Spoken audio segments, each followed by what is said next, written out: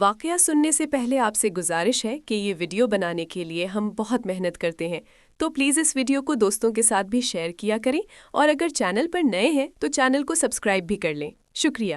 اندھیری فضا، آسمان پر بادل، قدیم شہر کے کھنڈر۔ کیا علم ہمیشہ نجات دیتا ہے؟ یا کبھی کبھی وہی علم انسان کو ہلاکت کے دہانے تک لے جاتا ہے؟ اگر دو فرشتے زمین پر آئیں اور انسانوں کو ایسا علم سکھائیں جو رشتے توڑ دے، دلوں میں نفرت بھر دے، تو کیا وہ خیر ہوگا یا سب سے بڑی آزمائش؟ یہ کہانی ہے ہاروت اور ماروت کی۔ حضرت سلیمان علیہ السلام کے بعد بنی اسرائیل میں ایک عجیب سوچ پھیل گئی۔ لوگوں نے کہنا شروع کر دیا، سلیمان کی بادشاہت کا راز جادو تھا، لیکن قرآن گواہی دیتا ہے سلیمان نے کفر نہیں کیا، کفر تو شیاطین نے کیا۔ جادو پھیل رہا تھا، خاموشی سے، دلوں میں زہر بن کر۔ یہ مقام تھا بابل، علم کا شہر لیکن آزمائش کا مرکز۔ یہیں اللہ نے بھیجے دو فرشتے، ہاروت اور ماروت۔ وہ انسان نہیں تھے، وہ فرشتے تھے، لیکن ایک خاص مقصد کے ساتھ۔ جو بھی ان کے پاس آتا وہ فوراً کہتے، ہم تو صرف آزمائش ہیں، کفر نہ کرو۔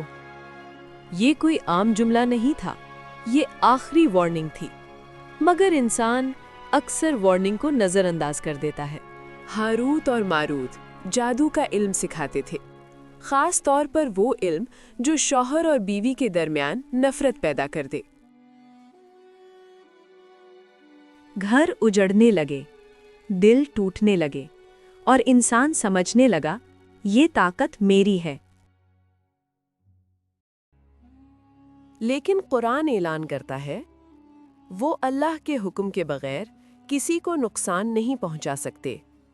نہ جادو طاقت رکھتا ہے، نہ فرشتے، نہ شیاطین۔ طاقت صرف اللہ کے پاس ہے۔ یہ وہ سچ ہے جسے انسان بھول جاتا ہے۔ کچھ لوگ رک گئے، انہوں نے کہا، ہم آزمائش میں نہیں پڑیں گے۔ لیکن اکثر دنیا کے فائدے کے لیے آخرت کا سودا کر بیٹھے۔ قرآن کہتا ہے، ایسے لوگوں کا آخرت میں کوئی حصہ نہیں۔ آج بھی کہانی ختم نہیں ہوئی، صرف کردار بدل گئے ہیں۔ تعویذ، ٹوٹکے، جادو کے نام پر کاروبار، اور انسان اب بھی وہی غلطی دہرا رہا ہے۔